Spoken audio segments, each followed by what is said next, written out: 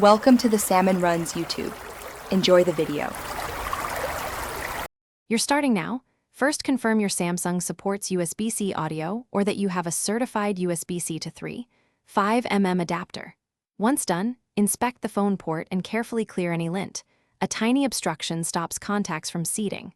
Plug the headphones firmly until you feel a click, and keep the phone unlocked so prompts appear.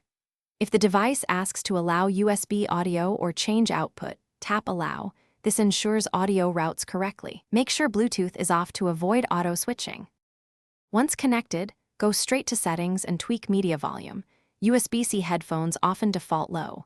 Then open Quick Settings or the media player's output selector and choose USB-C or wired output so audio doesn't route to another device. If your model has Samsung Audio Lab or an equalizer, adjust bass and treble for comfort. Why? Because DACs differ and tuning fixes imbalance.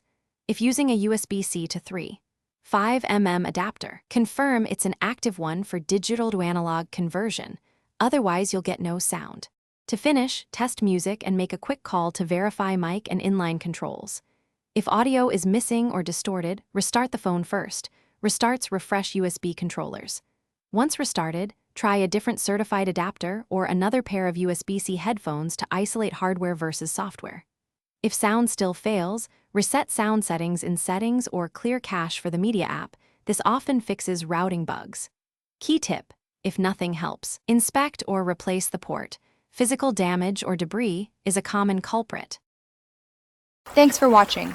Consider subscribing if we helped you.